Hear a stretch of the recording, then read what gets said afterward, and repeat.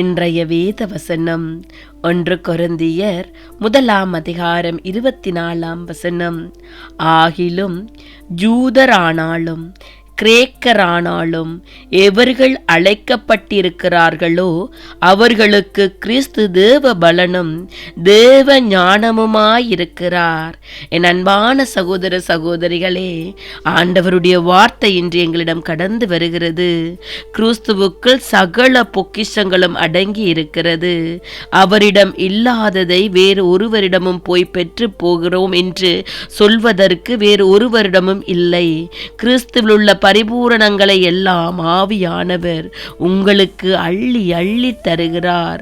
அப்போஸ்தலராகிய பவுல் எழுதும் போது அவரே தேவனால் நமக்கு ஞானமும் நீதியும் பரிசுத்தமும் மீட்புமானார் என்று 1 கொரிந்தியர் 1:31 வாசிக்கிறோம். எத்தியோப்பியா ராஜஸ்திரீ தன்னிடத்திலும் தன் தேசத்திலும் இல்லாத ஞானத்தை தேடி சாலமோனிடம் ஓடி வந்தாள்.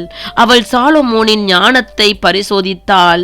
பல விடுகதைகளை அவரிடம் கேட்டாள். சாலமோன் அவள் என்னென்ன கேட்டாளோ அத்தனைக்கும் பதில் கொடுக்க ஞானமுள்ளவராயிருந்தார். இயேசுவை குறித்து அவர் சாலமோனிலும் பெரியவர் என்று வேதம் சொல்லுகிறது. லூக்கா 11:31 வாசிக்கிறோம். இயேசுவிலும் பெரியவர் ஒருவரும் இல்லை. சாலமோனிடம் ஞானம் மட்டுமே இருந்தது. ஆனால் கிறிஸ்துவிடம் ஞானம், நீதி, பரிசுத்தம், மீட்பு எல்லாம் இருந்தது.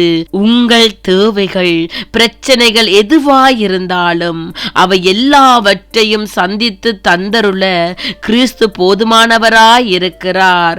ஒருவன் ஞானத்தில் குறைவுள்ளவனாயிருந்தால் யாவருக்கும் சம்பூரணமாய் கொடுக்கிறவரும் ஒருவரையும் கடிந்து கொள்ளாதவருமாயிருக்கிற தேவனிடத்தில் கேட்க கடவன், அப்பொழுது அவனுக்கு கொடுக்கப்படும் என்ற வேத வார்த்தையின் பிரகாரமாக நீங்கள் அவரிடம் கேட்கும் போது உங்கள் தேவைகளை சந்திக்க அவர் வல்லவராயிருக்கிறார். அவருடைய ஞானத்தினால் பலப்படுங்கள். அவர் உங்களையும் உங்கள் குடும்பங்களையும் உங்கள் பிள்ளைகளையும் ஆசீர்வதிப்பார். அல்லேலூயா.